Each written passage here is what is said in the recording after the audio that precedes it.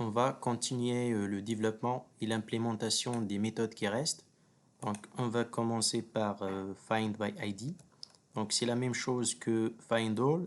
Il y a justement des petits changements. Donc, on va copier, coller le code de find all. Donc, select from where, c'est à ce niveau. Il y a un where ID égale. Donc, parce que nous avons un ID ici.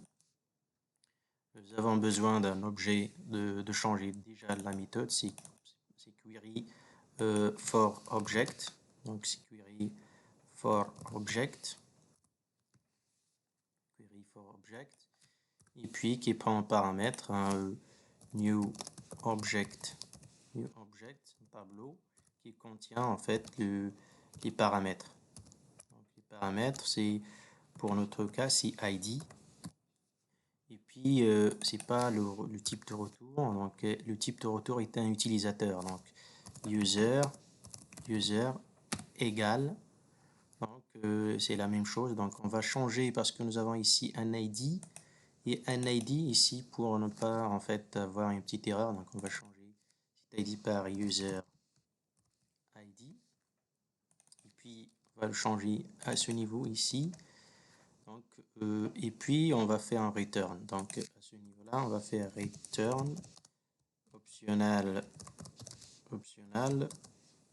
of nullable parce que normalement, cette requête va s'exécuter. Soit on va y avoir un utilisateur, soit nul. Donc, user. Voilà. On a terminé find by ID. Si vous voulez, on va la tester. Donc, get, on va déjà lancer en fait notre service. Et au niveau de Postman, on va essayer d'exécuter une requête. Déjà, au niveau de notre base, nous avons un seul utilisateur, get. Nous avons un seul utilisateur, donc j'ajoute son ID ici. Voilà, on a récupéré l'ID, donc find by ID, ça marche très bien.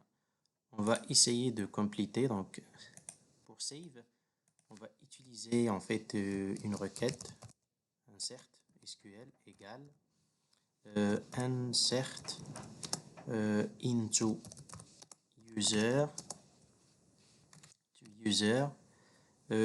ID et puis name et puis age et puis adresse. Donc insert value donc les valeurs.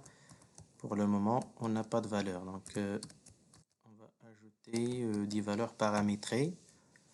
Value, voilà. Et puis on va faire appel à JDBC template et updates. Donc update SQL et on va passer les paramètres.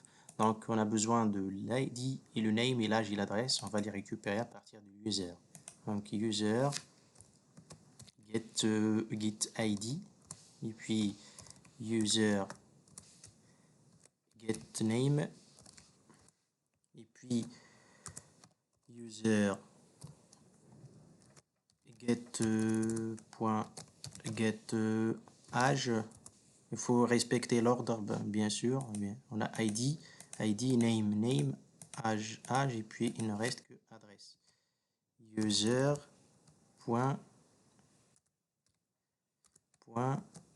get adresse. C'est virgule ici. Donc je pense que c'est OK. La même chose pour update. On va copier ces deux lignes. Et pour update, on va supprimer to do. Et puis on va essayer de modifier un petit peu le code parce que c'est pas la même chose. C'est update user set. Donc on va citer les variables. Donc pas de value. Donc cette adresse et pour l'ID site name égale et puis âge égale et puis adresse égale donc where ID égale. Donc selon l'adresse de l'utilisateur, on va faire la modification.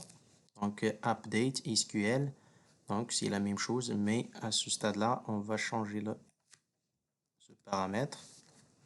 Et puis on va l'ajouter ici parce que c'est le dernier. Donc, on va sauvegarder